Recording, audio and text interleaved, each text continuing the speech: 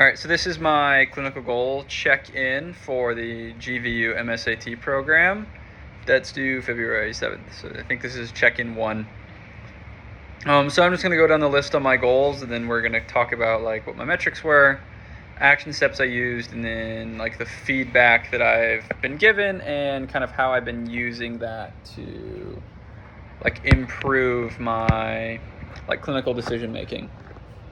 So first goal was to be competent in evaluation and treatment planning for non-orthopedic conditions. So the goal here was be considered competent in non-orthopedic evals and treatment planning. This can include recognition of common disorders and illnesses, mostly seen in a college-age population because that's who I work with the most. So the metric here was have my preceptor evaluate any of my non-orthopedic patient encounters, and then be scored for competence if it was a rubric-esque situation or just based off of, it's a normal patient encounter, discuss it with my preceptor. And so like a good one for that would be turning in any of the non-ortho rubrics in. I didn't initially have a goal for this, like a timeline, but I feel like a good timeline for this would be to get one of the non-orthopedic rubrics, so done by midterms, so just the next couple weeks. So my action steps here would be my first one was use my preceptor and other staff at Grinnell College to identify patients with non-ortho conditions and be directly involved in their care plan. And then my other one was use feedback from my patient progression throughout the semester to further my knowledge and increase the efficiency of my vision care. So this goal has been kind of not touched yet just because we haven't had a lot of non-orthopedic stuff come up.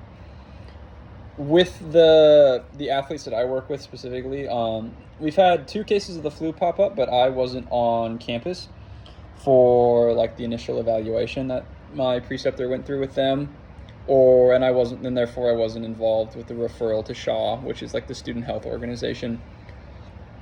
And basically, so I haven't been involved in them. Like, they're already back and healthy. It was just a couple days, and we've really had nothing else pop up non-ortho wise.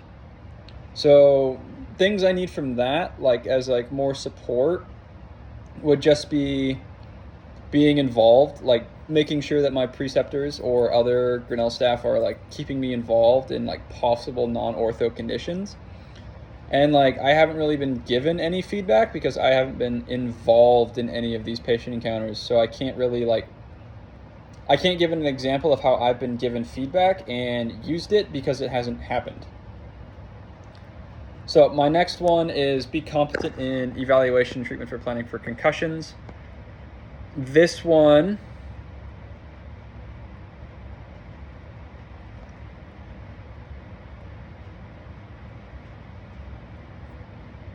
so there are no rubrics for concussions this semester. So this one, the real metric is just having my preceptor, just like every concussion I'm involved in, have him evaluate my progress and my steps through the protocol like it was a rubric. And because of the nature of concussions, it's hard to just know when I'm going to get one. So no concussions have happened yet at Grinnell while I've been there. So I haven't been able to do anything with an acute concussion management and treatment. We do have a concussion currently at Grinnell College that I'm a little bit involved in the treatment of, but I wasn't there for the acute injury, and so I'm just kind of on the sideline helping them through just like her recovery now. But I wasn't able to do my initial eval of that athlete's concussion. So some action steps I had for this one: be present for athletic events and practices.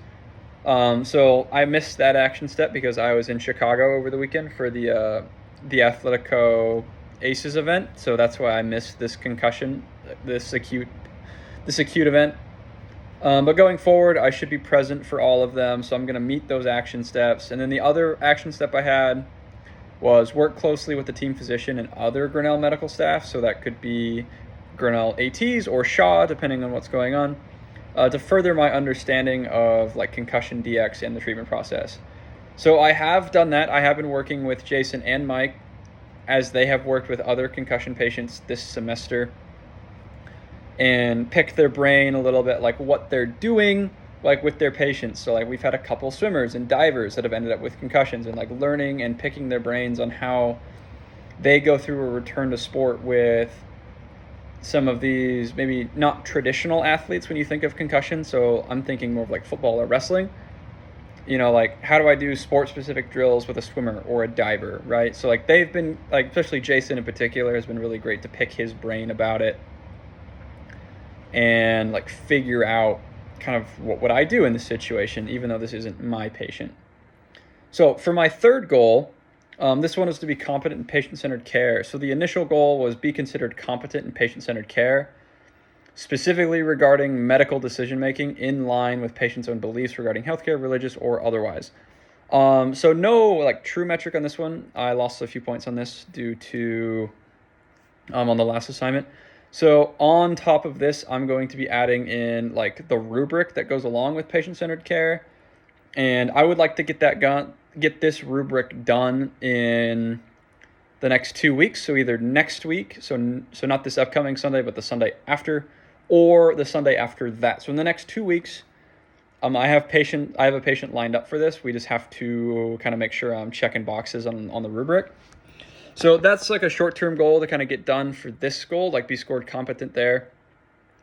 So, and like the metric I'm using for this one is use patient exit surveys in regards to the above criteria. So when this patient gets discharged, I'm going to give them an exit survey, and, you know, the goal is to score positively. And then if I don't score positively, I will then, you know, obviously I need to fix something about my patient-centered care, and those corrections will be made. And then along with the rubric and preceptor feedback, I will use those two things together along with the PRO at the end to kind of like check my competency. And hopefully in the next 2 weeks is when I do that. Actually, in the next 2 weeks, not hopefully. So the action steps, give a short exit survey. Haven't decided exactly which one I'm going to give yet, but that'll be in the next couple days is when I figure that out as I get ready to discharge this particular patient. And then record the data, obviously remaining HIPAA compliant. And then also receive my feedback from my preceptor and on the rubric for the patient-centered care rubric. So my last goal is competent in immediate and emergency management of conditions. So the initial goal was be considered competent in orthopedic emergency immediate management. I'm going to change that a little bit to be considered competent in just emergency management for ortho or non-ortho conditions. So the metric for this one is the rubrics that are aligned with this semester. So that would be, you know, the cardiovascular, the endocrine, the ear, nose, and throat. Or not, sorry, wrong ones. The diabetic emergency, exertional sickling, and rhabdo. It's like using those as my metrics to be graded on for this particular goal. So to meet this goal, like it would be to get one of those rubrics done, more than likely going to be the diabetic one. Again, before midterm, so in the next just couple of weeks. Probably, depending on my patient load, I will probably end up doing that either next week or the week after, depending on how my patient-centered care rubric goes that I mentioned earlier in the video. But the action steps for those, again, it's be present at practices and athletic events for the odd chance that one of these emergencies does happen. Like be present so that way if it happens, I am there. The other action step would be to communicate with my preceptor about like, hey, I need to do this rubric. Let's go ahead and plan to do this mock event of, say, rhabdo at the end of this week. I'll be ready for it. You make up the mock and we'll do it. So again, haven't gotten any feedback for this one because I haven't done anything with it. The initial goal with it being orthopedic, I haven't had emergency, but I have had a couple immediate management things come up with nothing large, but, you know, some like possible fractures we might have had And like I've done well in those situations. A little bit of feedback that I've gotten is that one athlete we had an ankle sprain, but there was concern for a fracture. However, my like actual clinical decision making took a little bit longer than what my preceptor said maybe it should have.